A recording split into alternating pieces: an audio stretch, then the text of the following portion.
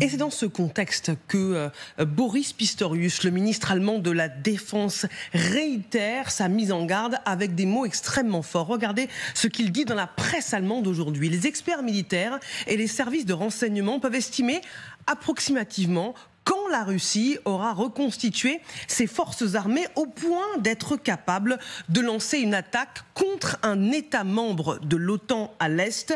Nous avons toujours affirmé que cela pourrait se produire à partir de 2029. Or, certains estiment désormais que c'est envisageable dès 2028 et des historiens militaires pensent même que nous avons déjà connu notre dernier été de paix. Général Desportes, est-ce que vous partagez une telle analyse ? Alors, écoutez, moi, je n'ai aucun renseignement particulier, mais ce que je constate, c'est que tous les patrons des renseignements de tous les pays de l'OTAN le disent. Alors, il y a sûrement quelque chose de vrai. Moi, je ne peux pas penser le contraire. Et par contre, je suis historien, à défaut d'être homme de renseignement maintenant. Et ce qu'on sait, c'est que la Russie a toujours eu cette tendance impérialiste, colonialiste, toujours eu cette volonté d'expansion, et que la Russie, historiquement, ne s'est jamais arrêtée que soit sur la mer, qui s'appelle la Baltique ou le Pacifique, soit sur la volonté, ça s'appelle l'Empire austro-hongrois. Et que donc, s'il n'y a pas cette volonté ou cette mer, elle va continuer. C'est comme ça. En tout cas, j'ai été, vous l'avez dit, professeur de stratégie. La stratégie, forcément, elle prépare le futur, mais sans exclure jamais le pire. Et donc, on doit toujours planifier en fonction du cas le plus défavorable. Et ce cas-là, c'est qu'effectivement, ce soit vrai. C'est-à-dire qu'il n'y a aucun politique aujourd'hui qui peut prendre ce risque de dire non, ça n'arrivera jamais. Donc, il faut se préparer à ça. Je dois vous rappeler, mais vous le savez bien sûr, que la guerre de 14 et la guerre de 40, c'est pendant des années et des années l'idée que ça n'arrivera jamais. Je rappelle que quelques jours avant le début de la guerre de 14, on disait mais non, jamais ça n'arrivera. Et qu'il a fallu attendre vraiment les lendemains de Munich pour que les Anglais se réveillent, ils ont été réveillés depuis un moment, pour dire il faut arrêter. Et je rappelle que la Deuxième Guerre mondiale, elle doit beaucoup aux Américains qui ne croyaient pas en cette affaire-là et qui s'étaient réfugiés dans l'isolationnisme qui est en train de renaître aux États-Unis. Et qui disait non, ça n'arrivera pas. Eh bien si, c'est arrivé, et je crois qu'il faut croire au pire. Et aujourd'hui, de toute façon, on a deux bonnes raisons de se préparer à la guerre. Un, celle-là. Deux, le temps de la vassalisation aux États-Unis est terminé. Et on sait bien, tant que nous n'aurons pas d'autonomie opérationnelle pour l'Europe, eh bien nous dépendrons des États-Unis et nous irons nous coucher, comme Madame von der Leyen, sur le terrain de golf de Trump en Écosse, en disant mais oui, Monsieur le Président, on va prendre 15% de taxes. Si nous avions eu une défense capable de se défendre, elle ne l'aurait pas dit. Xavier ? Oui, j'ai l'impression que cette lettre d'intention pour 100 Rafales plus tout le matériel qu'il y a autour nous montre un peu qu'on est sorti de 3 ans et demi où on n'a pas voulu y croire en fait, où on s'est dit non, ça va s'arranger, non, il y aura des négociations. Et le président Macron en est le bon exemple, puisqu'au début il a cru qu'il pourrait parler avec Vladimir Poutine.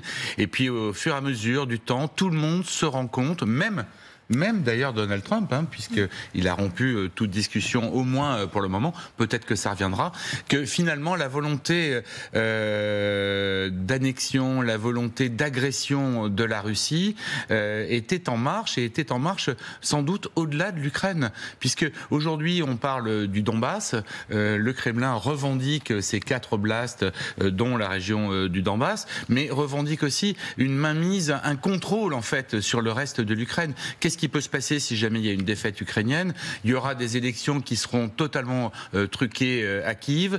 Il y aura l'élection d'un président à la botte de Moscou, comme c'était le cas avant avec Yanukovych. Yanukovych qui a été dégagé par 2 fois par les Ukrainiens. Il a été dégagé une première fois en 2004, puis une seconde fois en 2014. En 2004, vous vous rendez compte ? C'est à ce moment-là que démarre cette guerre. Dès qu'il arrive au pouvoir, Vladimir Poutine d'abord veut régler leur affaire aux Tchétchènes et ensuite aux Ukrainiens qui sont en train de prendre leur indépendance et de montrer qu'un pays de l'ex-bloc soviétique peut avoir un semblant de vie démocratique et rejoindre peu à peu les standards de l'Europe. Et ça, à ses frontières, il n'en veut absolument pas. Mais il n'en veut pas plus pour les États baltes, il n'en veut pas plus, j'en parlais tout à l'heure, pour la Moldavie, et pourquoi pas pour certains territoires de la Pologne, qui pourraient aussi lui poser des problèmes, voire le contexte très particulier aujourd'hui de Kaliningrad, cette esclave russe en territoire polonais et lituanien, où il y a des menaces de la part des Lituaniens de ne plus laisser passer les trains, notamment de carburant.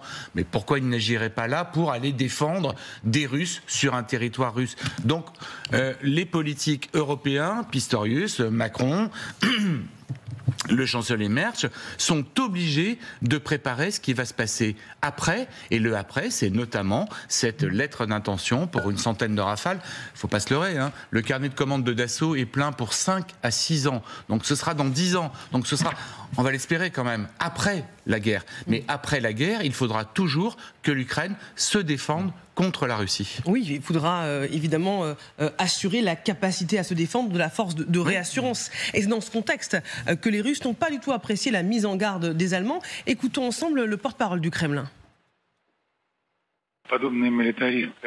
Ce genre de militarisme et de rhétorique guerrière se fait de plus en plus entendre dans les capitales européennes. Vous savez qu'en Russie, personne n'est pour une confrontation avec l'OTAN. Mais on est obligé, on est forcé. Nous devons prendre des mesures pour défendre nos intérêts. Vincent Crouzet, la rhétorique de la menace. Ouais, alors en parlant de rhétorique guerrière, là c'est vraiment l'hôpital qui se moque de la charité, hein, franchement, de la part de Peskov. Maintenant, concernant Madame Irma germanique, Boris Pistorius, en fait, il défend aussi ses intérêts et le budget de la défense et son budget de la défense en Allemagne qui fait énormément débat. Il a une épée dans les reins qui est l'AfD qui est en train de monter en puissance en Allemagne. Donc effectivement, lui, il défend son budget, il défend aussi le soutien à l'industrie de défense allemande. Vous êtes dur avec votre Madame Irma. Je vous rappelle qu'en France, notre propre chef d'état-major nous dit qu'il faut se préparer à un choc avec la Russie d'ici 3 ans. Non, mais moi, ce qui m'inquiète, ce sont c'est la date de 2029. Tout dépend dont le conflit en Ukraine va tourner.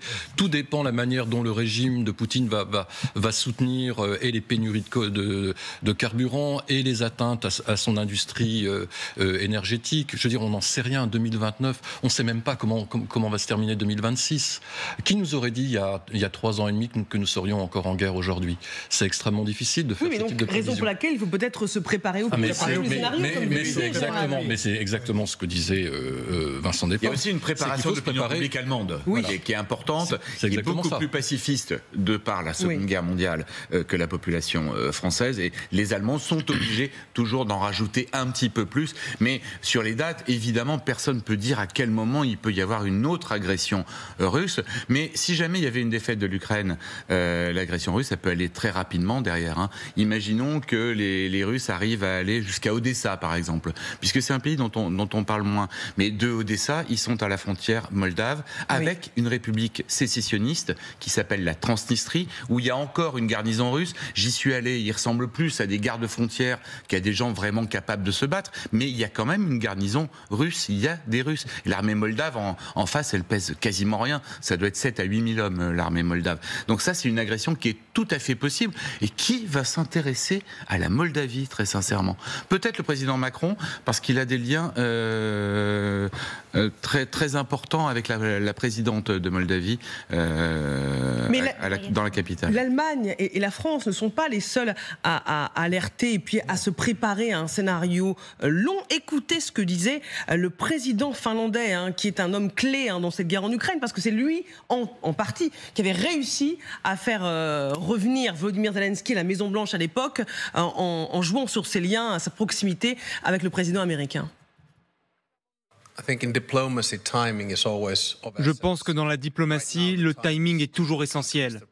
À l'heure actuelle, il faut augmenter la pression sur la Russie, tant sur le plan militaire que financier. Je suis généralement un optimiste réaliste, mais pour être tout à fait honnête, je ne vois pas comment ce conflit pourrait prendre fin cette année. Nous pourrions nous asseoir à la table des négociations au plus tôt en février ou en mars. Mais c'est au président Zelensky d'en décider. Optimiste mais réaliste, parce qu'on ne sait pas si dans 2 ou 3 ans, la guerre en Ukraine sera terminée. Alors, vous avez entendu Emmanuel Macron quand on lui a posé la question en lui disant « mais vous ne serez pas là dans quelques années ». Il a dit « j'espère que ce sera fini l'an prochain ». Mais il est certain que, oui, il y a une inquiétude majeure de tous les pays, notamment les pays du flanc Est de l'Alliance Atlantique, parce que si en effet un cessez-le-feu était trouvé, il y a quand même cette machine de l'industrie de guerre russe qui fonctionne à plein régime, et c'est vrai que à ce moment-là, beaucoup de services de renseignement se disent que, en effet, Vladimir Poutine pourrait tester les réactions de l'OTAN en s'attaquant, en effet, à un État balte, à la Moldavie, à Kaliningrad, pour tester, pour voir justement jusqu'où les membres de l'Alliance seraient véritablement prêts à défendre l'OTAN. Donc oui, il y a une inquiétude qui est importante. Inquiétude en Allemagne, parce qu'en plus, l'armée allemande, elle a eu aussi, elle a été complètement démembrée, et qu'aujourd'hui, Pistorius, qui était déjà dans le précédent gouvernement, le ministre de la Défense allemand, essaye de regarnir les rangs de l'armée russe et de l'armée allemande, et que c'est très très compliqué parce que les jeunes notamment ne veulent pas entendre parler d'un retour du service militaire obligatoire. Eh oui, c'est l'opinion publique allemande que Boris Pistorius prépare.